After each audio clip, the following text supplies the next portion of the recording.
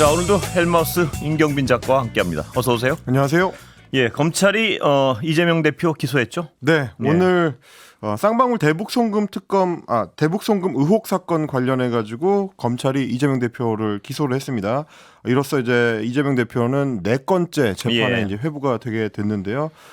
특정범죄 가중처벌 등에 관한 법률 위반, 그러니까 뇌물죄를 이제 제3자 뇌물죄로 적용을 예. 했습니다. 북한이라는 이제 제3자한테 뇌물을 주도록 했다라는 이제 혐의를 적용을 했고, 외국환 거래법 위반 혐의 그리고 남북 교류협력법 위반 혐의 등등으로 기소가 된 겁니다. 예. 아시다시피 이제 2019년에 경기도가 북한 측에 지급하기로 했었던 원래 스마트팜 그 사업 비용이 있는데, 이 사업 비용 중에서 500만 달러를 쌍방울이 대납했다라는 예. 의혹이 있고요. 그리고 당시에 도지사였던 이재명 지사의 이제 방북 비용을 위해서 북한 쪽에서 요구한 300만 달러를 김성태 전 쌍방울 회장이 대납했다. 예. 이런 이제 두 가지 큰 혐의점을 갖고 있습니다. 이 사안들에 대해서는 이제 지난주에 이화영 전 경기도 평화부지사의 1심 재판에서 예. 대북 송금 혐의가 유죄로 인정됐기 때문에 검찰이 조만간 기소를 할 것이다라는 얘기는 나왔었는데, 오늘 이제 결국 기소 결정을 했습니다. 다만 이제 지난주에 판결에서도 보면 스마트폰 사업비 500만 달러 그리고 방북 비용 300만 달러를 모두 인정하지는 않았고요. 예. 검찰이 주장한 800만 달러 가운데서 이제 한 400만 달러 정도만 일단 인정이 된 상태고, 추가로 이 사안에 대해서는 이재명 대표가 이화영 평화부지사에게 직접적으로 이 사안 관련해서 지시를 했는지 혹은 예. 보고를 받았는지, 이런 여부를 따지는 것이 이제 재판의 핵심이 될 걸로 보입니다. 이화영 부지사 재판에서는 이재명 대표에게 보고했는지 안 했는지는 판단을 안 했죠?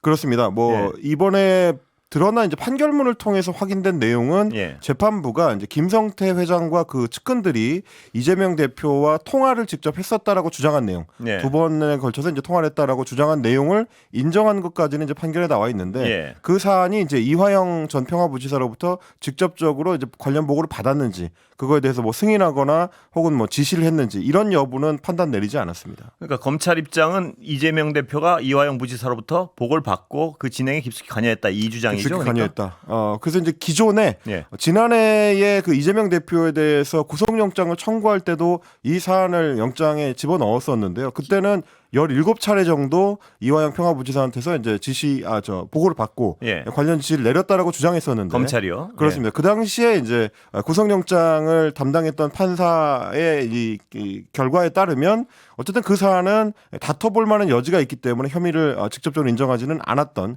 그런 사례가 있습니다. 자, 근데 청취자분들은 이 얘기가 계속 어떤 이재명 대표 기소냐 아니냐, 뭐 대북 송금이 뭐냐 이런 얘기만 나왔지, 구체적으로 이 혐의가 뭔지를 잘 모르는 분들도 꽤 있습니다. 예. 특히 이제 이 사안을 처음부터 계속 보도해 왔었던 그 언론에서 지적하는 부분은, 예. 처음에 이 사건이 시작될 때만 하더라도 쌍방울 기업 측에서 이재명 대표의 변호사비를 대납해줬다라는 예. 의혹으로 이제 시작을 했던 건데, 시작은. 예. 지금 정작 그 사건은 아예 이제 없어졌어요. 흐지부지돼서 이제 없어진 상태고요. 예. 수사가 진행되고 있는지 여부도 사실 알 수 없는 예. 상황이 돼버렸고, 어떻게 보면 이제 별건이라고 할 수 있는 대북 송금 사안으로 이제 사안이 튀면서 이화영 평화부지사를 이제 고리로 해가지고 예. 이재명 대표가 결국 기소가 되게 되는 뭐 그런 상황까지 몰렸습니다. 그래서 4개 사건에 이제 피고인 신분이 된 제1야당 예. 대표가 됐는데요. 대장동, 백현동, 성남 FC 관련해 가지고 이제 배임 혐의, 뇌물 혐의로 지금 재판을 받고 있고, 그리고 본인의 공직선거법 위반 혐의로 이제 재판을 받는 건이 하나 있고요. 예. 그리고 위증교사 혐의도 역시 재판을 받고 있습니다. 그렇게 돼서 이제 기존에도 일주일에 2-3차례씩 재판 참석을 하면서 제1야당 대표로서 이제 직을 수행하는데 어려움이 많다라고 이야기를 해왔었는데, 여기에 추가로 또 재판이 생기면서 그렇지 않아도 이제 쉽지 않은 어떤 사법 리스크가 앞으로도 이제 계속 좀 이어지게 될 그런 상황이 됐습니다. 예, 제3자 뇌물 다시 한번 좀 설명해 주시죠. 어떤 혐의인지. 그러니까 사실 이제 그 혐의 관련해서도 이화영 전 평화부지사 쪽에 이제 변호인단도 계속 그 문제 제기를 해왔었던 것이, 제3자 뇌물이라는 거를 떠올리면은 저희가 이제 가장 좀 대표적으로는 박근혜 전 대통령의 이제 그 국정농단 사건 때, 예. 그때 이제 K재단이라든지 미르재단이라든지 이런 제3자한테 대기업들이 이제 뇌물을 공여하도록 해서 예. 그 뇌물을 이제 나중에 최순실 씨, 그러니까 최서원 씨하고 같이 이제 박근혜 전 대통령이 사실상 사용하는 이 경제 공동체라고 이제 묶었었기 때문에요. 그런 식으로 이제 다른 사람한테 뇌물을 주도록 유도하는 게 이제 제3자 뇌물 뇌물죄인데 예. 근데 이제 제3자가 아무 상관없는 남이어서는 의미가 없고요. 그 제3자한테 뇌물을 주는 행위가 그걸 이제 공유하도록 시킨 사람한테도 어느 정도는 이득으로 돌아와야 예. 그게 이제 성립할 수가 있는 사안인 건데 이 사안 같은 경우는 이화영 전 부지사나 혹은 이재명 대표 쪽에 이제 변호인단이 계속 얘기하는 건 예. 북한을 어떻게 이재명 대표와 이익관계가 묶여 있는 제3자로 볼 수 있느냐. 예. 그게 이제 성립 가능한 범죄 혐의냐. 여기서부터 좀 문제 제기를 하고 있긴 합니다. 예. 북한 그러니까 검찰 주장은 뭔가요? 정확히. 뭐 검찰 주장은 그러니까 이제 이재명 대표의 정치적 이득을 위해서 예. 방북을 할 수 있도록 북한이라는 제3자한테 쌍방울이 뇌물을 주도록 만들었다. 예. 뭐 이런 이제 혐의를 주장을 하고 있는 겁니다. 그거랑 스마트팜은 뭡니까? 스마트팜 역시 뭐 마찬가지로 이제 북한하고 경기도가 일종의 협력 사업을 진행하는데 황해도에다가 예. 북한이 이제 계속 하고 싶어 했었던 스마트팜 조성 사업에 경기도가 이제 참여하기로 했었던 예. 거거든요. 근데 이제 그 사업비를 쌍방울이 이제 대신 줬다. 납부하도록 했다. 그거는 뭐 이런 얘기입니다. 그 모든 것이 이재명 대표의 정치적 정치적 이득을 것이다. 위한 것이다. 예, 이게 지금 이제 검찰 쪽의 주장입니다. 그러니까 여기까지 수사가 온 것은 애초 시작은 그 아까 말씀하셨지만 쌍방울의 변호사비 대납. 그렇습니다. 그게 연일 언론에서 떠들썩했었어요. 네네. 근데 그 사건은 어디로 갔는지 없습니다 지금. 네, 현재로선. 지금 예. 현재 이제 수사를 하고 있는지 여부도 사실 좀 불투명한 상황인데 예. 검찰에서도 이 사안에 대해서는 뭐 거의 이제 언론에 얘기를 안 하고 있는 상황이고요. 예, 어떤 옛날에 어떤 정치인들의 수사 중에 네. 검찰이 어떤 이런 식의 수사가 많이 기억에 남는 게 꽤 있습니다. 맨 처음에 어떤 큰 사건에서 점점 타고 올라가서 다른 사건이 돼버린 것. 네, 이 예. 소위 말하는 이제 별건 수사라고 하죠. 예, 언뜻 기억나는 게 조국 전 대표, 조국 네. 대표의 네네. 건도 권력형 비리에서 시작해서 부인과 자식의 뭐 입시 비리까지 옮겨 탄 것이죠. 그렇습니다. 예. 처음에는 이제 본인의 어떤 대선 자금을 위해서 펀드를 조성하는 어떤 일종의 이제 큰 비리 사건. 예, 권력을 이걸로 이용해서 이익을 봤다. 이렇게 그렇습니다. 해가지고 연일 대서특필되다가 다른 사건으로 옮겨갔고요. 그래서 이제 뭐 주로 이제 자녀들의 입시 비리 사건이나 이런 쪽으로 좀 옮겨갔던 그런 전례가 있습니다. 예, 이 건에 대해서 이재명 대표 측의 반론은 뭔가요? 그러니까 국정원 문서 얘기도 나오는데 그건 뭔가요? 국정원 문서 같은 경우는 이제 김성태 전 회장이나 혹은 이제 쌍방울 인사들에 대해서 국정원 쪽에서도 계속 좀 주시하면서 접촉을 유지했다라는 겁니다. 예. 남북 교류 협력과 관련해서 이제 국정원에서는 계속 이제 스크리닝하는 작업을 하기 때문에 예. 근데 이제 국정원의 보고 문서에 따르면 중간에 이제 국정원이 더 이상 그 추적을 안 하게 된 것이 결국 쌍방울이 북한하고 접촉하고 돈을 보내고 이런 것들이 본인들의 이제 주가를 띄우기 위해서 예. 대북 사업을 크게 하는 것처럼 보여서 주가를 부양해 가지고 그걸로 일종의 이제 주가 조작을 하려고 하는 정황이 있다. 예. 이런 내용들이 이제 국정원 문건에 들어있다라고 이제 뉴스타파 등의 매체에서 보도를 한 건데요. 예. 그 부분에 대해서는 뭐 이번 판결문이라든지 혹은 이제 검찰 수사 내용에서 적극적으로 반영되지는 않았었습니다. 예. 그러다 보니까 이제 이재명 대표 쪽에서는 국정원의 공식 문서로 확인된 내용에 대해서도 왜 부정하는 수사라고 또 그게 이제 재판으로 진행이 되느냐 뭐 이런 예. 부분들 좀 문제 제기를 하고 있는 겁니다. 그러니까 사법부의 판단은 국정원의 공식 문서보다는 김성태 회장의 진술을 더 믿었다 이렇게 볼 수 있는 거군요. 네, 김성태 회장과 그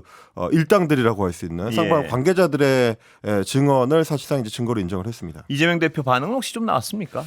오늘 이제 기자들이 따라붙어서 그 검찰이 기소한 건에 대해서 이제 소감을 물었는데 검찰의 창작 수준이 갈수록 떨어지고 있다. 예. 이 사건이 얼마나 엉터리인지는 우리 국민들께서 조만간 살펴봐도 쉽게 알 수 있을 것이다. 라고 이제 검찰을 직접적으로 비판을 했고요. 예. 민주당의 입장도 마찬가지입니다. 한민수 대변인 같은 경우는 지난 1년 사이에 검찰의 주장을 증명할 증거가 더 확보되기는커녕 사건 조작 의혹만 생겼다. 예. 그리고 이걸 이제 이화영 전 평화부지사에 대해서 검찰 쪽에서 회유하는 술자리를 마련했었다라는 예. 그 의혹 사건을 얘기하는 겁니다. 그리고 증거를 조작하고 무리하게 수사한 정황이 속속 드러나고 있는데 이 대표를 기소하다니 정말 후한무치다라고 검찰을 직접 비판했습니다. 반면에 이제 국민의힘 같은 경우는 이 대표의 독선적 리더십과 고집이 아무리 강해도 검찰과 사법부의 시계는 멈추지 못할 것이다. 예. 라고 하면서 최근에 민주당이 이제 검찰이나 사법부 개혁을 위해서 내고 있는 법안들에 대해서 사법부 장악에 대한 시동을 걸고 있다라고 예. 평을 하면서 입법 쿠데타다 이런 비판을 예. 내놓기도 했습니다. 예. 자, 근데 여기 한동훈 전 국민의힘 비대위원장이 등장하는 건 왠가요? 네. 예. 이번 주 들어서 예. 한동훈 비대위원장이 페이스북을 통해서 적극적으로 발언을 하고 있는데 그 발언의 대상이 모두 이재명 대표입니다. 예. 3일 연속 글을 썼는데 전부 이재명 대표 관련된 글이었거든요. 예. 근데 내용이 뭐냐면 헌법 제84조 를 들어서 네. 이거는 이제 대통령의 불소추 특권을 명시한 조항입니다. 이걸 들어서 만약에 이재명 대표가 대통령에 당선된다고 하더라도 직을 내려놓게 될 것이다. 예. 라는 식의 지금 주장을 한 겁니다.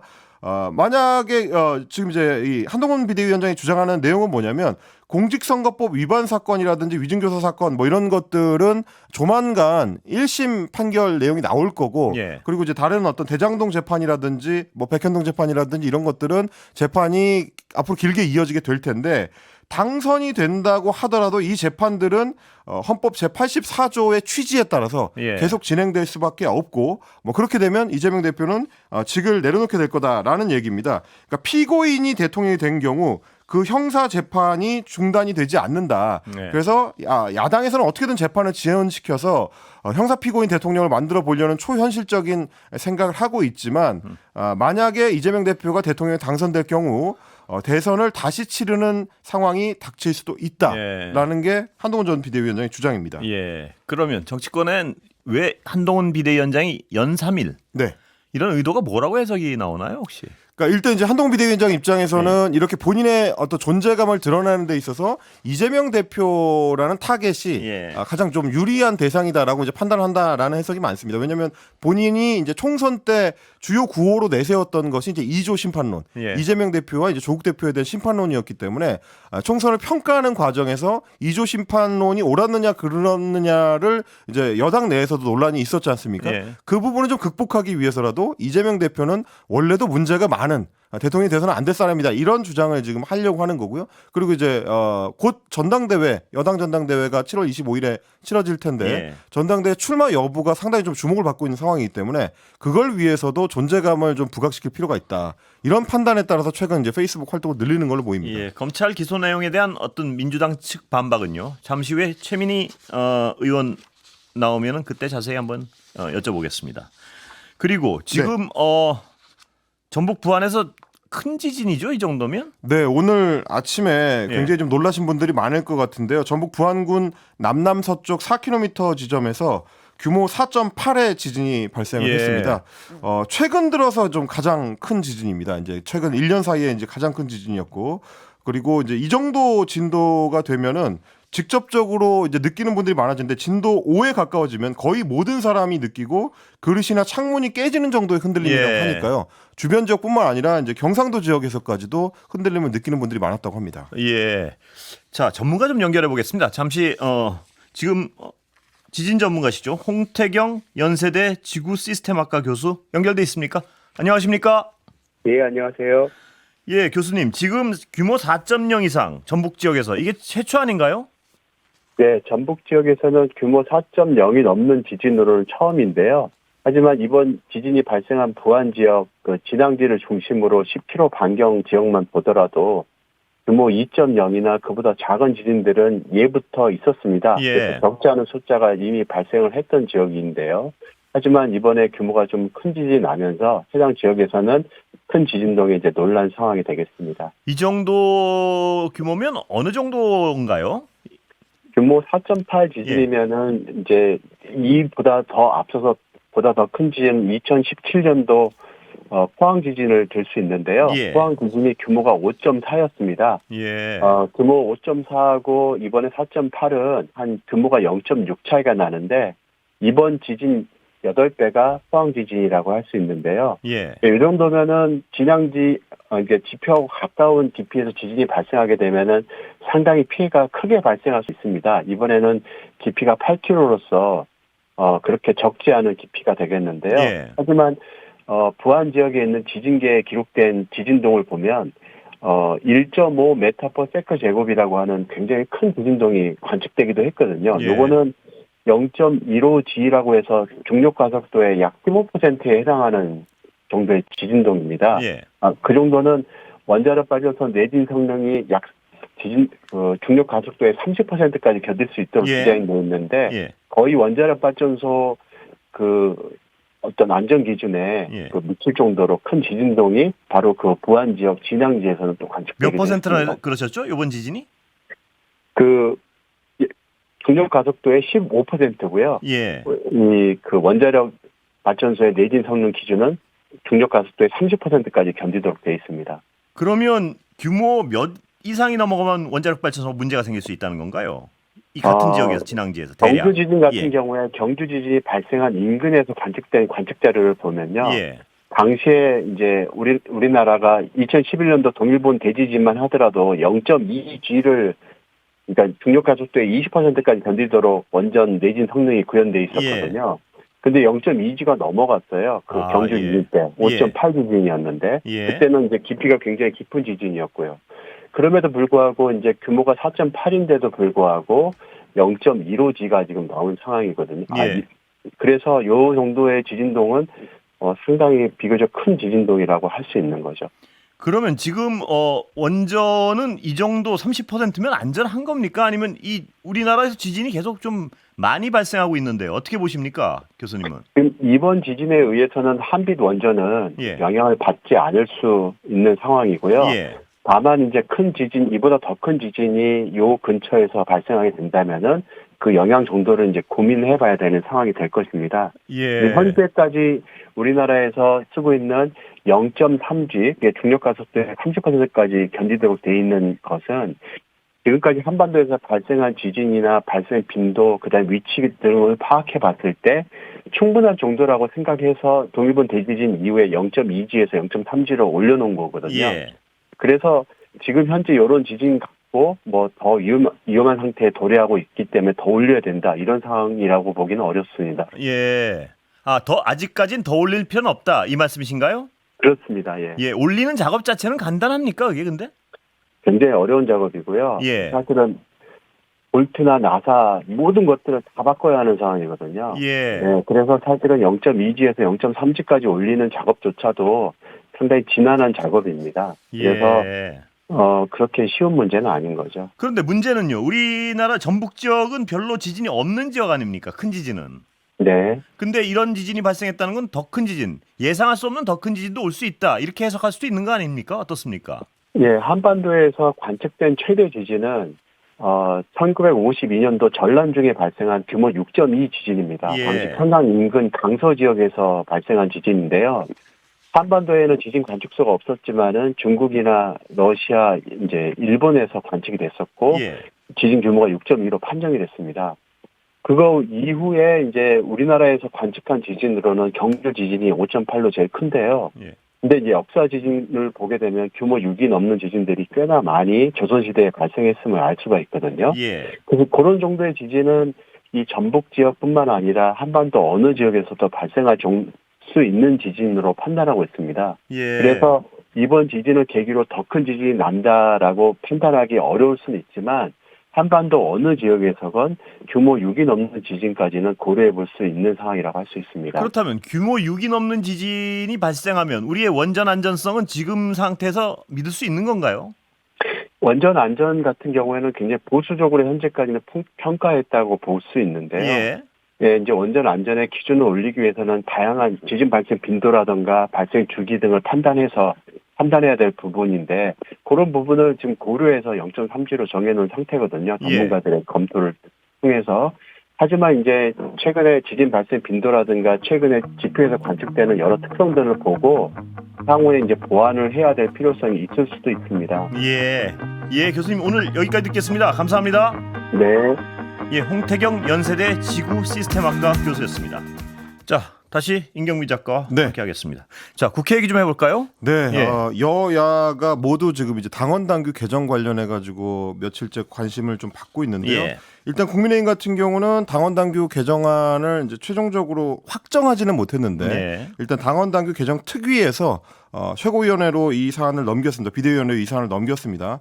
일단은 당 대표를 선출하는 전당대회 방식 단일 지도 체제 방식으로 유지하기로 예. 결정을 했고요. 그리고 당 대표를 선출할 때 원래는 기존에 이제 당원 100%로 선출을 했었는데 투표를 했었는데 이걸 민심 20% 내지는 30%를 추가 반영하기로 예. 이렇게 이제 비상대책위원회에 제출했다고 합니다. 조금 갸우뚱해지는 예. 대목이 있는 건데요. 일단 당원 100%였던 기존의 투표율을 이제 바꾸겠다라는 거는 뭐 계속 이야기가 됐었던 거기 때문에 예상이 됐던 건데 20%냐 30%냐 혹은 이제 넓게 보면 이제 50%까지도 넓힐 수 있다는 얘기가 나왔었는데 50%까지 넓히는 거는 이제 최종적으로 탈락이 됐고 예. 이 결정을 해서 특위에서 결론을 내가지고 비대위를 넘겨주는 게 맞을 것 같은데 네. 결국 결론을 못 내고 20% 내지 30%로 두 개 안을 낸 다음에 비대위에서 최종적으로 골라달라. 뭐 이렇게 결정한 셈이 됐습니다. 왜 그랬을까요?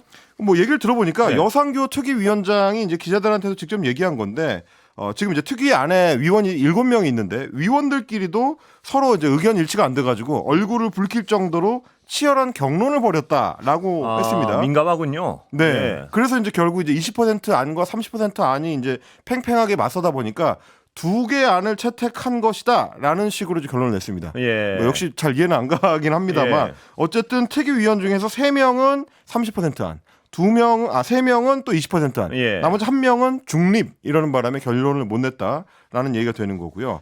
그리고 1인 체제를 유지한다는 것도 그동안 이제 황우여 비대위원장이 이제 직접적으로 문제 제기를 했었습니다.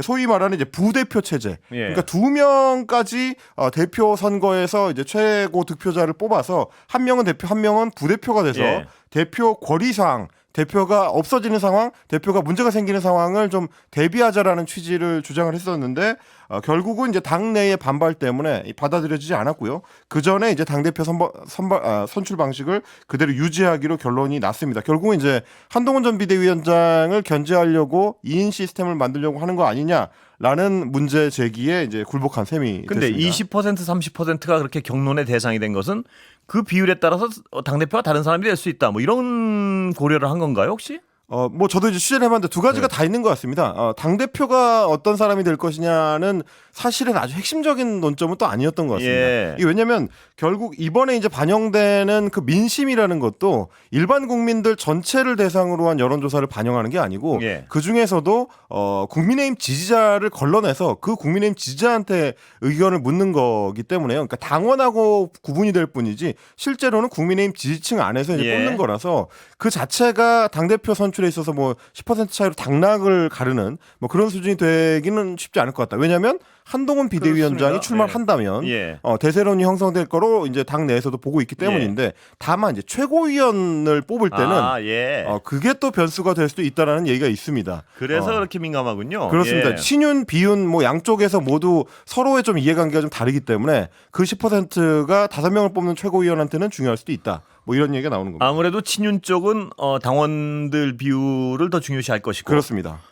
비윤 쪽은 일반 국민은 아니란 말이죠. 그러니까 역선택 방지 국민의힘 조항은 지지층. 네. 국민의힘 지지층의 당원이 아닌 분들의 지지를 더 받을 것이다. 이런 그렇습니다. 어떤 추정하에 서로 예민하게 어떤 부딪힌 거군요. 네, 그렇습니다. 이게 말씀하신 그 대목인데 예. 사실 유승민 전 의원 같은 경우는 이번 전당대회 출마 쪽에 기울어진 이야기를 이제 인터뷰에서 많이 했었는데 예. 그때 항상 얘기했던 게 역선택 방지 조항을 이걸 이제 빼야 된다라는 얘기였습니다. 예. 다른 당 지지자라고 밝힌 사람들을 이제 여론조사에서 제외를 시키는 건데 이렇게 되면은 민심의 어떤 폭넓은 수렴이 안 되기 때문에 예. 조금 더 이제 대중정당으로서 넓게 가져가려면 유승민 전 의원은 이게 이제 이상한 짓이기 때문에 이걸 빼고 그냥 일반 여론조사를 해야 된다라고 주장을 했었는데 그러나 받아들여지지 않았습니다. 역선택 방지 조항을 넣은 것이죠, 결국. 그렇습니다. 예, 오늘 여기까지 듣겠습니다. 지금까지 헬마 임경빈 작가였습니다. 고맙습니다. 감사합니다.